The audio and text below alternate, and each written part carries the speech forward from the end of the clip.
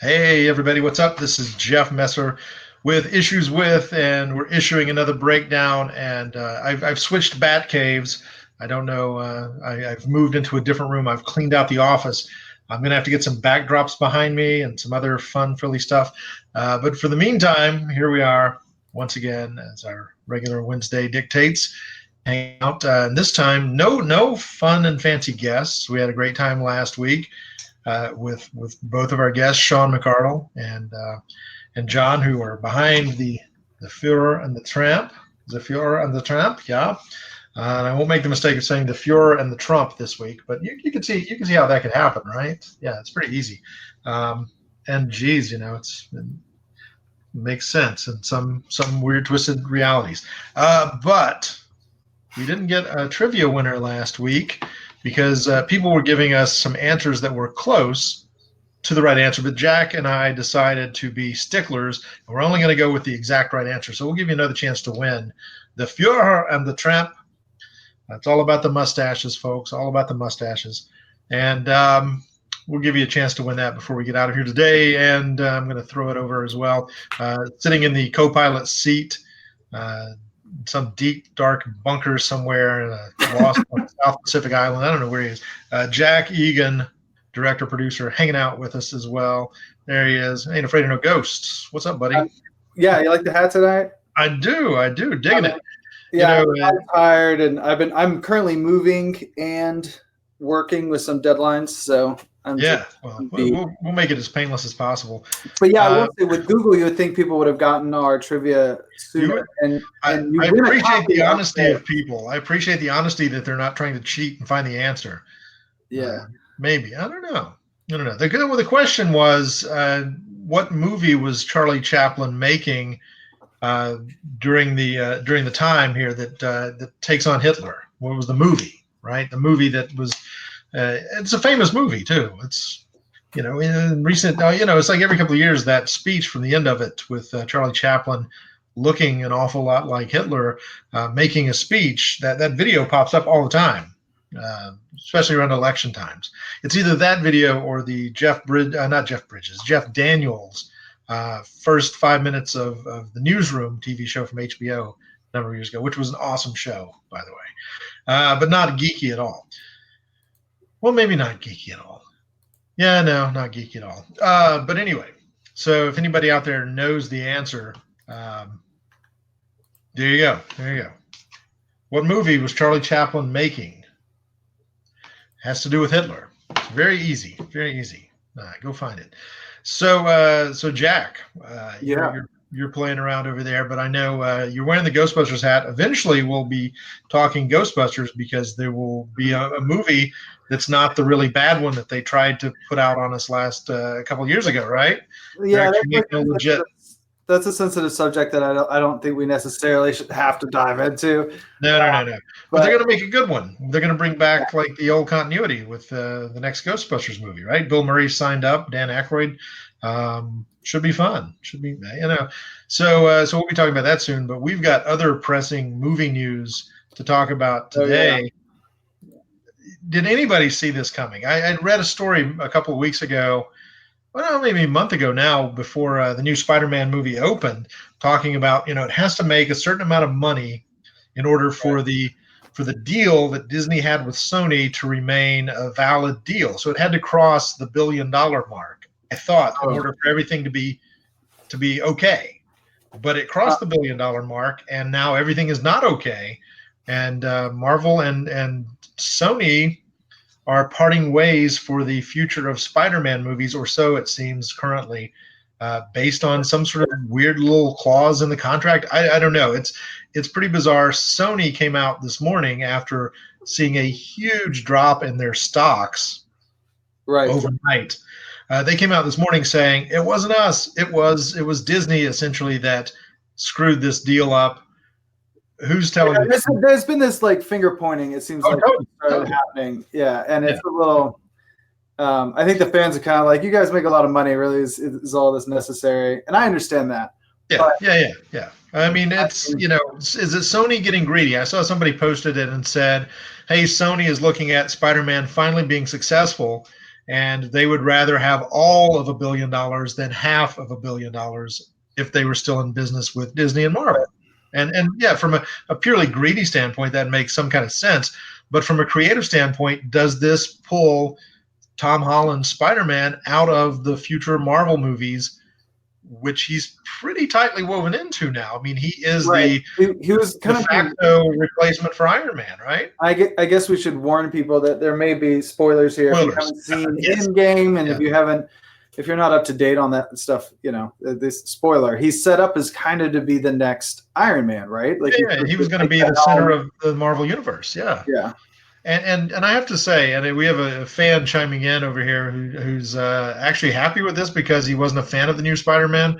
I got to say, oh, really? I was only a fan of the new Spider-Man. Out of the previous 5 Spider-Man movies, the only good one was the second one. Out of all of them, the second one with Doc Ock was the only one that I have ever actually liked. I thought the first one was kind of dull. I thought the third one was a train wreck. And when they rebooted, the third one's like a whole other. I don't even count the third one. That's like but the reboot was just, it never quite found its voice. So this was the first time we've had a Spider-Man that's like, it feels like the real guy. It feels like the real deal. Yeah, I was gonna say, I think that's the biggest difference, is that the actor actually felt like dead on. I'm not totally anti Tobey Maguire, but I love the second one. Now, don't get me wrong. I love the second one. Yeah, the third one's terrible. Yeah, and the first one was not. I thought it was more hype than it was worth. So it was very PG. It was very middle of the road, right? But the same thing held true with the X-Men movies too, though. It's like the first one, they were still afraid to fully be a comic book movie, it felt like. And by the second one, when they embraced it, all of us went, yeah, that's it. X2 was a much better movie than any of those early ones. Yeah, well, and the opening scene in X2 was always like a fan favorite for me as a fan. Yeah. But I think also the chemistry that they had a set up for an MJ that I was interested to see that develop and go further. And so yeah, I don't know. And see, like I said, I've been moving, so I haven't been fully up to date. There's so much news. Like when I asked you about what we were going to talk about, it was a genuine like, I haven't been sleeping, and I'm just go, and you started listing everything that's been happening. And this was the only thing I even had heard of. I was like, I mean, this has blown up pretty big. This is one of the biggest movie and comic book related stories of the year. And if I'm betting money, I think they're going to get the deal fixed. I think there's no way. They're going to lose stocks. Bill Maher, not to be political, but Bill Maher had made a joke a while back, and he said some nasty things about the geek culture and how they were too precious with their comic books and all of this stuff. Yeah. But it is interesting because the CEO of Marvel is a big supporter of Donald Trump. And that just came out in the news recently, like financially giving him lots of money. And Bill Maher kind of put it out there that you could only get people to boycott Marvel over something like this rather than the CEO being in bed with Trump, figuratively speaking. So it's like the outrage is based in an interesting place. And as far as I care, it's like, hey, as long as they're protesting, who cares how they get there? But it's interesting that people get more upset over stuff like this. And, of course, we're doing a show that's all about this stuff. And of course, we get upset about it, too. But this is the sort of thing that drives people to boycott and drives the stock market to plunge for Sony Pictures just based on one decision or announcement of a decision, which may or may not be finalized yet. I mean, remember how long it took the rumors of Disney buying Fox before everybody went, okay, now it's official. Well, we knew it was official for months before they officially announced it was official. Right. And it's so like I think, we're in the same boat now. I think with this word got out that this was the way this was going, but I don't think it's too late. I think they can come back from this. And I hope they do because, man, this seems like this would be a huge, huge mistake. Right. So. I mean, who's going to walk away from money on the table, I guess, when you're talking about those kind of numbers? It just seems hard or unlikely, I guess I should say. Sony had better not make Disney angry because they will just buy everything. Yeah, I was going to say, Disney right now seems to have kind of set a standard or a mark of like, hey, guys, don't mess with us. I mean, obviously, we're kind of hinting at Netflix there, but Yeah. Yeah. Yeah. Don't cross Disney, man. It's like the So what else mob or something. I don't know. The mouse mob. I don't know. But so anyway, so that's are there other ramifications to this? Does this mean for Venom? What is this? What do we know? What do we not know? well, there was some discussion that Marvel was kind of shying away from Venom before it came out Right. because they thought, oh, this is not going to be all that great, and then it made a ton of money. So now they're like, oh yeah, we'll get Venom 2, and hey, maybe we'll get Tom Holland in there. But see, Venom is more with Sony.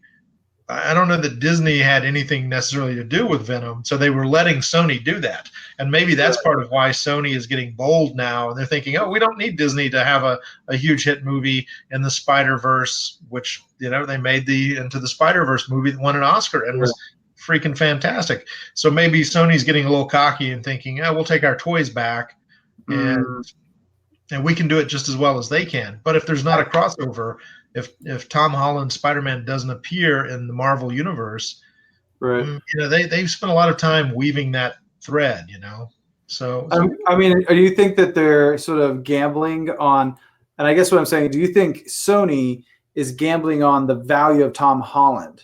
That they're saying we're willing to go up against Disney because we think that if we can get Tom Holland and Spider-Man involved in the Venom stuff, it'll be worth it. The trade-off, the pain in the butt, and the I mean, I think that might be the case. I don't know. You might remember this. There's a weird James Bond story out there in the world from 35 years ago when Sean Connery came back in the 80s. It was like the same year as I want to say Roger Moore was in Octopussy, I think. Sean Connery made Never Say Never Again, which was made by a rival company because the rights to the Thunderball screenplay from 20 years earlier were not exclusively under the Ian Fleming estate. There was another guy who owned a chunk of it.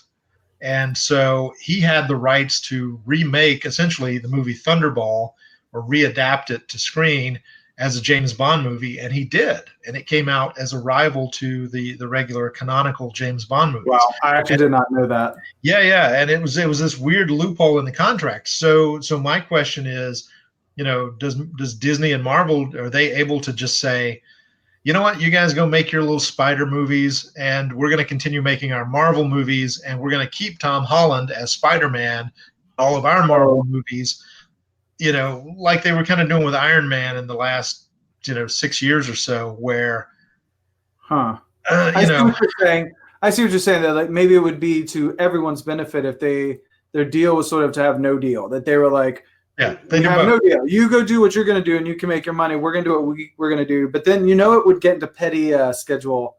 They would fight over scheduling Tom Holland or something. It would be like what Paramount did to Warner Brothers when Henry Cavill had to reshoot some scenes for Justice League, and Paramount had him for Mission Impossible, and they wouldn't let him shave his mustache, so they had to spend millions of dollars to. We'll talk about the mustache. That's still yeah.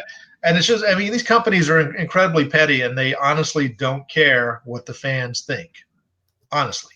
And so that's a big part of this. But fan rage goes a long way, and I think the protests. We saw the stock prices. There were plenty of people who jumped ship from Sony Pictures as a result of this move. I think Sony might be rethinking the longevity of a quick cash grab.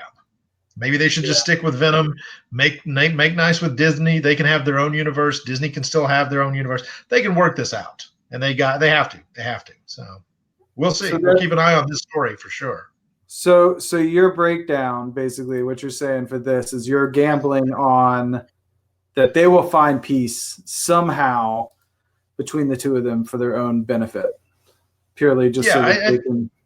Yeah, I think somebody has got to be in a room right now saying, why can't we just have both? Right. You guys can have Tom Holland and you can do Spider-Man movies. We can have Tom Holland. We can do Marvel movies. We can keep it all in the same universe. They're trying to lay the blame on Kevin Feige. And I know you threw up a picture of Kevin Feige earlier. Yeah. Basically saying that Disney had taken Spider-Man away from him. And then that's why Sony was trying to rescue it or something. A lot of finger pointing, like you said earlier. we just don't know who's telling the most truth here. Yeah, and it'll come out. Yeah, earlier you were talking about the president. I threw this up because this was the image that we had available, so I wasn't trying to confuse people at home. He's not the CEO of Marvel Comics. He's not the same guy.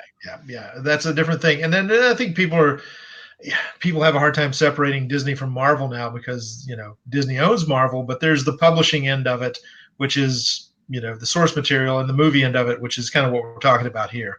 So. Anyway, we'll see. We'll keep our eyes open. Nobody has asked for this crisis to happen, and I think both companies will get a black eye if they can't figure a way out of this. Right. Now, something else that nobody asked for was the Matrix 4, but I think that's coming out too. Oh yeah, that's they announced that. Matrix sequels and Avatar sequels are things that we're being forced to consume that no one asked for. So good luck with that. Yeah, I love how you put that. Yeah. So, but my understanding is that they have the cast, though, right? Yeah, I think so. They got everybody committed to come back, and here's the truth. I saw the first one and it was good, although it became a different movie. Like for 90 minutes, it was one kind of movie, and then for the last 30 minutes, it was like this wild kung fu sci-fi movie. And I was like, okay, whatever. But I think I saw maybe part of the second one and just went, no, I'm out. I didn't even bother to see the third one. So you would say you're not really a fan, right? Like, no. I appreciate what the first one did, but I think first of all, I think the first one was intended to just be one and done, and it was so successful that they had to make 2 and 3. And I think it shows that they didn't have really a script or a universe in mind, and they just kind of threw it against the wall to see what would stick. And do you know that? Is that like I don't know much about the Matrix after the first one got picked up. I know the story, of the Matrix in a sense. But no, I don't know if they had that story planned out or not. So I wondered if this is a bad idea because I'll admit it. I thought the second two were weaker films. Yeah. They weren't as tight. They didn't seem as directed to have a point. And sometimes, we do things we shouldn't, and it's a mistake. Yeah, for sure. There you go. There's the mustache, right? Yeah, the digital mustache. Oh boy, well, and speaking of Justice League and all of that, they're ramping up the screaming for the Zack Snyder cut of the movie. I personally thought that Joss Whedon did it a big disservice when he took it over. And apparently there is a Zack Snyder cut, and Kevin Smith has seen it and has said or knows of it and said it's great. And now Jason Momoa has tweeted or gone on Instagram and basically said he's seen it, and I believe the term he used was sick.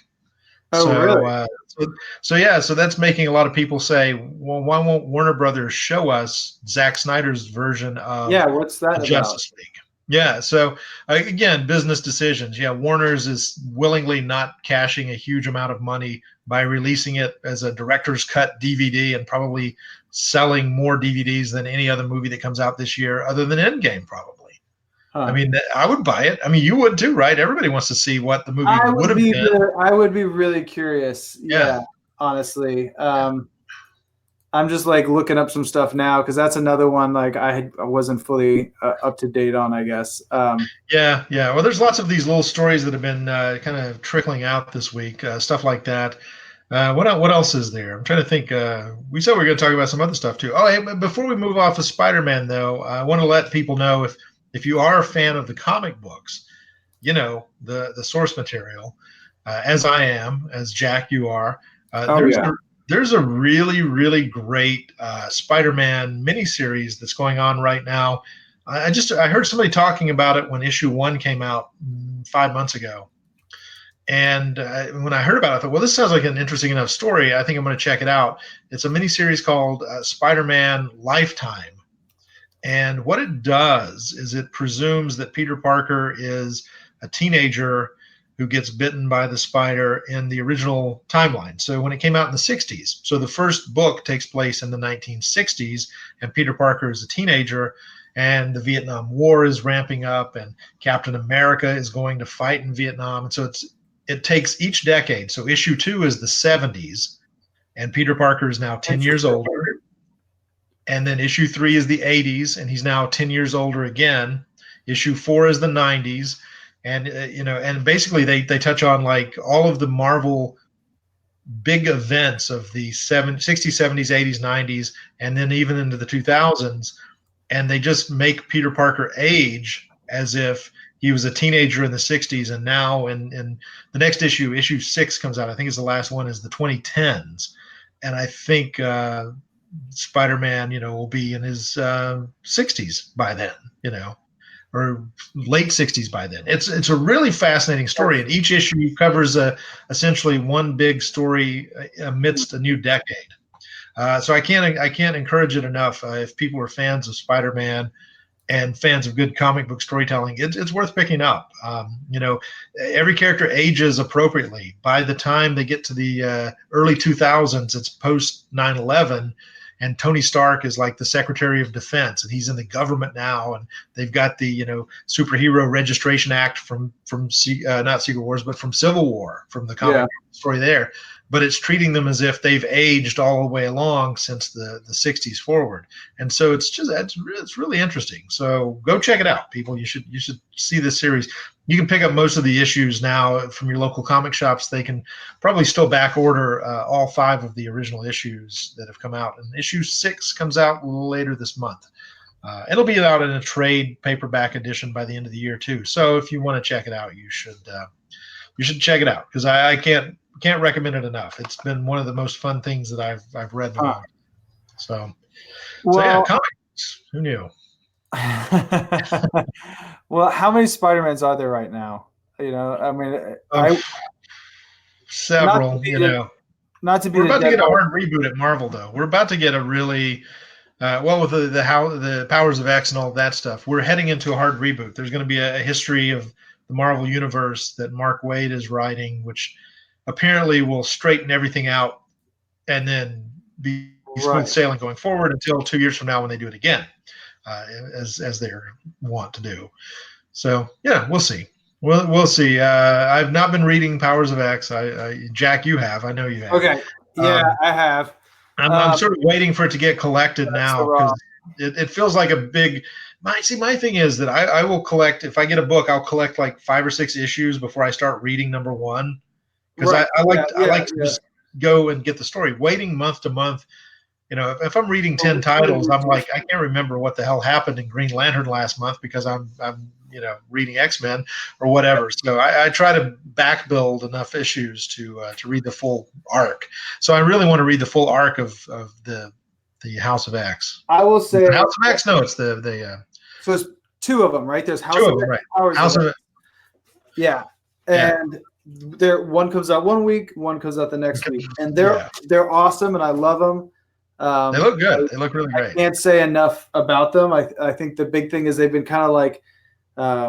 What's good about these comics right now is that they're kind of rebuilding the infrastructure of what we already know about certain characters. So it's like know this world, you feel like comfortable, like all these people's roles, and they're kind of doing these surprise, like actually this person that you've known forever and didn't think much of turns out to be a total badass, and this person you thought was just normal turns out is not normal. And I'm curious. That's part of why I was curious about what's going to happen with Venom and everything and Carnage, because Carnage to me is the big surprise.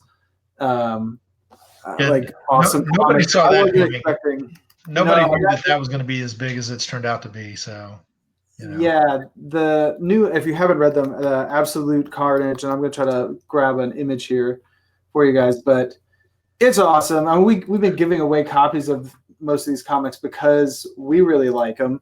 We think they're awesome. Yeah.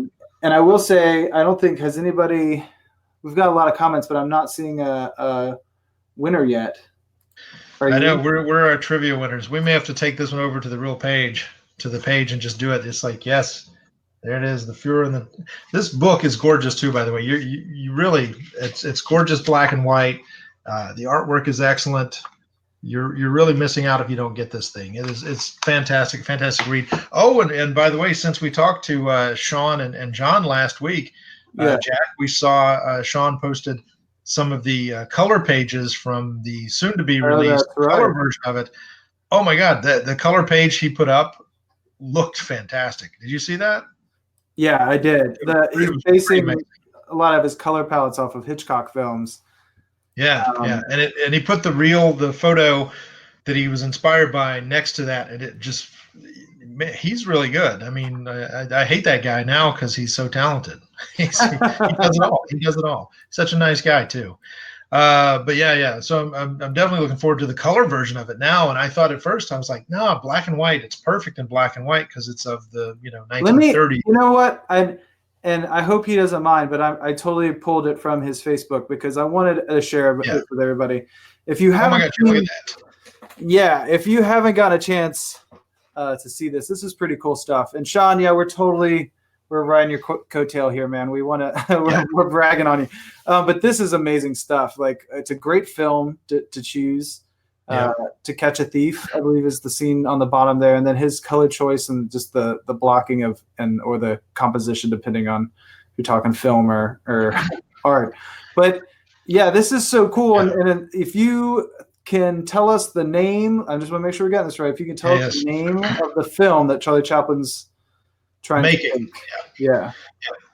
It's the film he's making, which is kind of an affront to Adolf Hitler. So it's a very famous movie. So, and you can win this book, this great book.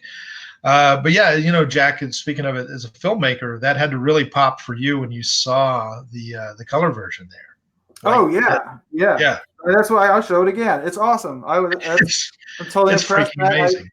It's something that I think kind of gets to the bones of why we started doing the breakdown and issues with in general, was so that we can kind of peer into the mind. This is such a cool example of how someone chose the colors. I don't know how often he has to make that decision, but at some point I would wonder, wouldn't you start just looking for inspiration if for no other reason to break up, the monotony or whatever. But this is really cool, and it makes you want to see the rest of it, and it's just sort of like a new fold to the comic itself. Yeah, and it's just one panel. But it looks so great, and it shows you the thought process that goes into creating these works. It's not as casual as people might think. That there's a very deliberative process to being a writer, an artist, a colorist. How you want to present this, and it just looks gorgeous. I can't wait to see the real deal. I can't wait to see it when it comes out. We got one more big story to wrap up on, and this one's kind of it's personal to me because it's my first comic book love from when I was a kid.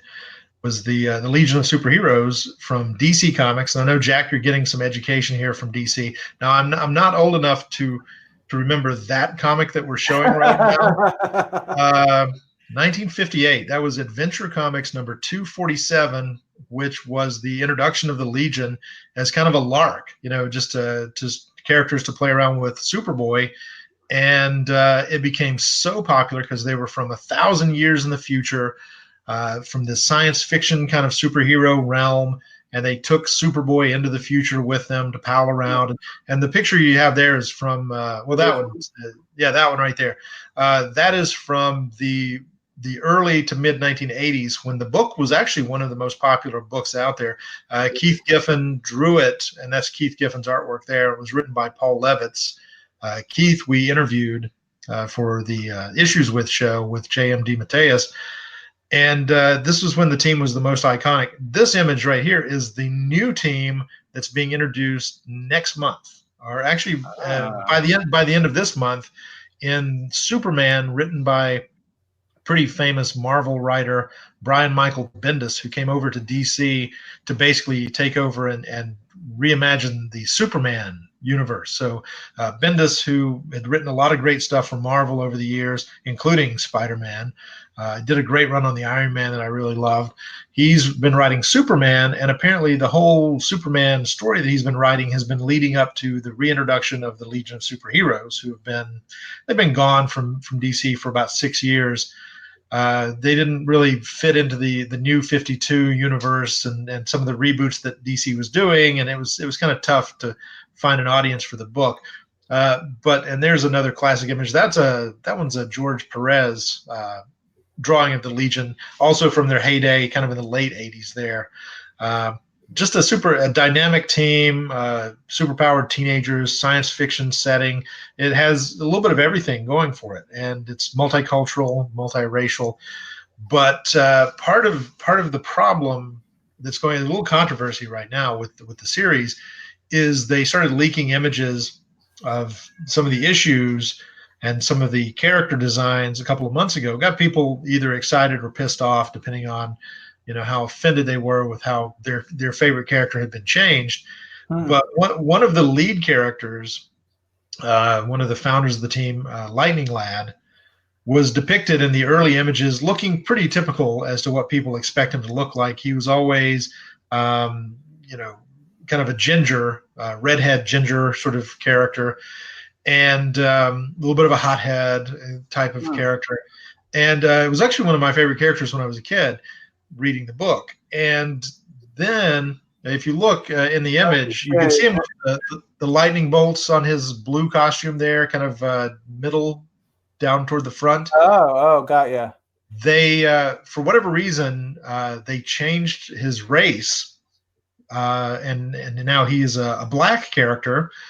And this got some people upset and confused, and so there's a little controversy where controversy doesn't need to exist, and it just makes me wonder why they chose to put it out, and then why they chose to change it. Nobody's really talking about that. As you can see, it's a pretty diverse team, culturally speaking, aliens and because it's galaxy spanning, so it's not just Earthlings, so to speak. Right. I kind of always come from this place of like it very rarely seems to matter, unless their race somehow is very specific to their character. Like obviously, it would be very odd if Luke Cage wasn't right, was, like white. you couldn't make that Florida. It wouldn't make sense. Yeah, but for the most part, I think it's just a non-issue. Well, and there's where people get like mad about it, sort of like. And holding on this image for a minute, Jack, if people will take a closer look, there's some people who speculate that maybe they're trying to tie this character to the Black Lightning character at DC Comics, who is African American, and this is 1,000 years in the future, so some of these characters could or could not be descendants of more famous people. Superboy is in it, and most people at DC now know that Superboy is the teenage son of Superman and Lois Lane, so he's descended from Superman. Lightning Lad could be descended from Black Lightning, who's got a pretty popular CW TV show. But if you look toward the back of this group shot, Dr. Fate is in there, and there is a gold lantern. Not a green lantern, but a gold lantern. And both of those are obviously derivative of some of the more mainstream DC characters. So there's a lot of mystery involved. Some of these characters are recognizable, and some of them are complete mystery until the book comes out next month. And they're going to appear at the end of Superman number 14 and in Supergirl, I think 32, which will both be out in a couple of weeks. But they were supposed to have been out last week. DC ordered that all of the books that shipped be destroyed. Oh, yeah, I heard about this. And we think, and everybody's sort of speculating, that it's because of the race change for one of the lead characters, and that some of the books, or the books that went out, were recolored to make him look black, but it was just recoloring the white character, and the editorial had an issue with it. So now images have appeared of a completely redrawn head on the body of this character. It's just a mess. It's turned into this insane mess for DC. And again, controversy where it doesn't need to exist. But the books will be out next week, so we'll finally see what the actual retooled version that DC wants us to get looks like. And then in September and October, there's a 2-part miniseries called Millennium Legion of Superheroes, which takes a journey from present-day DC universe through 1,000 years up to the Legion of Superheroes, so you get the full linear telling of how we end up there across 2 books. And then in November, Legion number 1 comes out as a new ongoing series. So I'm pretty excited because it seems fresh and new. Brian Michael Bendis is a good writer. Some people really hate him. They didn't like his take on Spider-Man or whatever. But I tend to like him. I think he's a good writer, and I think he's got a lot of passion for this project. So I'm willing to go along for the ride and see where it goes. Yeah. So okay. Yeah, I will. This is just totally like jumping back from earlier, but right. if I'm going to recommend anything, you were recommending Spider-Man, and I guess Yes. you are suggesting ever so carefully that I need to read more DC stuff, right? Hey, let me tell you, Jack. Here's what you do. You got to pick up. You need to pick up the Millennium Legion of Superheroes books. You try it. This is a good entry point. This is a team that's been around for 61 years in the DC universe, and this seems like the freshest way to start. This is a complete fresh start for the team. It's a pretty hard reboot because they've done soft reboots and they've done hard reboots in the past to varying degrees of success or failure. But this feels like the best attempt, I think, for them to have a massive best-selling book and get a lot of new readers. And like I was 6 years old when I read the Legion of Superheroes originally, and it made me collect comic books. And so this was 1970 whatever. This is one of the best things to get people into comics. If you're a first timer, this is a group book for you because it's not so mired down and you need to know everything about Wonder Woman or Aquaman or Superman. That's with this team. It's fresh. Yeah, they're all fresh. They're all young characters. There's a lot of dynamics going on. I mean, it's an epic book. It's got more characters, with the word Legion in the title. It's got more characters than just about any other team book in the history of comics. There's like 34 characters in that one image right there. Right. But it's just like this kind of elaborate teenage science fiction soap opera. It's all of the best things about comics. I'm just gonna throw up a comparison here. So this is what you're suggesting, right? And I like it. I'm interested. But doesn't it look fun? It looks fun, right? This is what I'm suggesting. It might be a little more intense. Yeah. But I will go back. Like, if you aren't reading Absolute Carnage, it's pretty amazing. And this guy right here in the center, I guess his name is Null. This is a character I'm just going to throw out there. I think we're going to see more of coming up in maybe a movie universe. I just have a feeling that this particular comic and how they've kind of reset some of Carnage's mythos, if you will. Right. I just see it. How many pictures is counting on it, right? Right. And that's what I was circling back around to, is that the storyline and the art in this is really awesome, and I really do recommend it. But I will take your recommendation and hit up some DC. But I wonder what's going on with Sony, how that could affect the possibility of how you would look at the Venom and Carnage universes. Yeah. If you're about to make something, I really thought that's going to be the path they're going to take. This guy specifically is just so convincing. Is like he could be your next Thanos, but big. That's my opinion. Oh yeah, that's my opinion. Yeah. This is where I would have seen them heading once the comic doing so well and knowing that we're going to see Carnage in a Venom film, and I thought that we were going to get along and we'd have Spider-Man. We'll see. Yeah, I would put money on it. I would bet that that's the case. Hey, that Carnage image you showed just then had Wolverine in it, right? Oh yeah. Here's an interesting little tidbit about Wolverine and the Legion of Superheroes. Oh no, where is this going? No, this is fantastic. This is truly fantastic. So when before I started reading the Legion, because my first Legion comic was drawn by Mike Grell and was written by Jim Shooter, and Mike Grell took over the art when he was an up-and-coming artist. Like he had just started in the business. That's how long ago this was. The Legion had a super popular artist named Dave Cockrum, and he decided to leave DC to go to Marvel in the early mid-1970s. So he left the Legion book after he had designed several new Legion characters' looks. Like he was really good at coming up with dynamic costumes and dynamic looks for these characters. And one of the characters that he changed the look of was a character called Timberwolf. and he gave him more of a feral look. And he had kind of this weird sort of hair thing that was going up on the sides and looked more beastly than he had previously. And so Cockrum left the Legion and went over to Marvel and started working on the relaunch of a book called The X-Men. And he took some of his design sensibilities from the character Timberwolf and put them on the character of Wolverine, who up until that point hadn't really been clearly defined. So the same artist, and for years there was this Timberwolf versus Wolverine thing, like they were going, whoa, Timberwolf's a knockoff of Wolverine, and people would go, oh, no. In fact, Wolverine is derivative of Timberwolf. Not the other way around, as people would like to attribute it. And interestingly enough, the new team, Brian Michael Bendis, has the character of Timberwolf back on the new team, and he is tongue-in-cheek, and this is why I like the guy.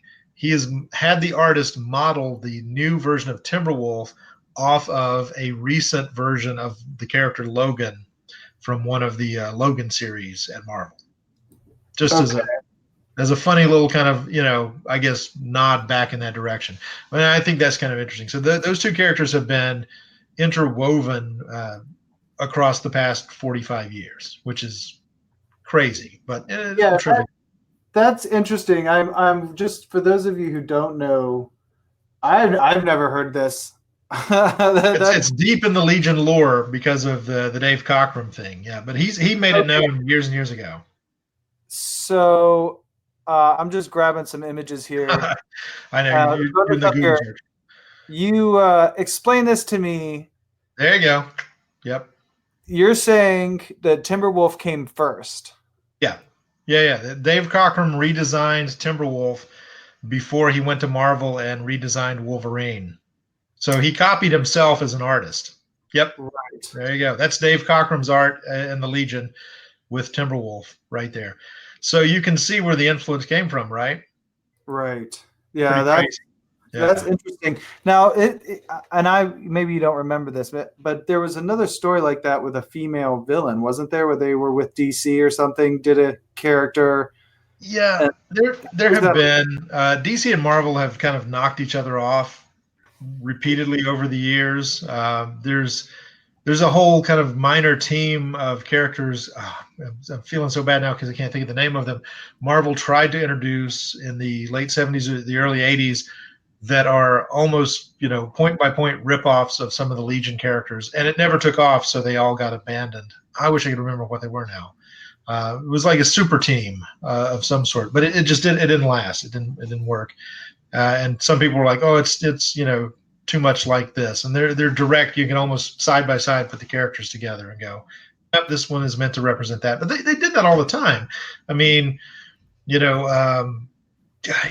from everything. Well, Deadpool and Slayer, famous. Right. Yep. Deadshot or not Deadshot, Deathstroke and Deadpool. Very similar. You can draw similarities between Batman and Iron Man. You can draw similarities between Captain America and Superman if you want to. Green Arrow and Hawkeye. There's a bunch of them that you can just kind of tick off the boxes because back in the day when they were creating these things, they had no sense of proprietary. I mean, that's Captain Steel or Commander Steel from DC. They were then ripping off in other directions and back and forth. It was a crazy time, and they didn't think about any of it lasting forever. Right. So. Well, that's fascinating. We've made a lot of circles today. We have. That's plenty. We should call it quits. While we're ahead. Let's clean up the place so when Kat comes back, she's not going to be mad at us. Yeah.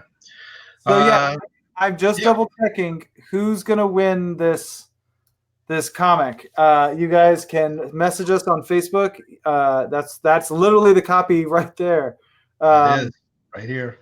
This first paperback. The whole story, every bit of it.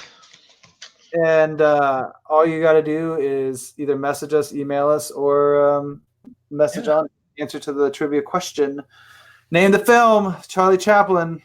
He was making a movie. He was making a movie that was roughly a parody of Hitler, which is centered around the connection between Charlie Chaplin and Hitler. Name that film. Name that film. Super easy. Yeah. So go for it. Yeah. Anybody who can pick that gets it. It shouldn't be that hard to find the answer. So be industrious, folks. All right. We also, I will just throw in there that we've got on the subscription list, if you're a subscriber, we will be pulling some random names and sending out some trivia, not trivia, some prizes without having to solve trivia. So there are other ways to win. One of them is to share this video. If you even after it's done being live, if you share the video, you're automatically in a raffle where we may grab your name and just contact you and send you free stuff. And we got lots of cool free stuff to give you too. We've been collecting and hoarding stuff. Jack, I'm going to dig through my old long boxes and find a good DC sampler pack to send to some of the Marvel kids, just so they can get a taste of it. We do. We have DC and Marvel. I mean, I don't that's true. You find got a more prizes. I have boxes of prizes here: comics, shirts, statues. I know. You know what? I'm just to kind of tempt some people. This is one of the prizes that we've gotten multiple questions. That's awesome.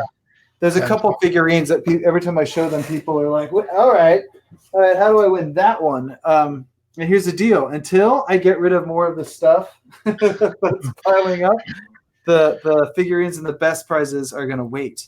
So you can get comics and autographed comics. And right now we're giving away the Fuhrer and the Tramp. Otherwise, it's been fun chatting with you all today.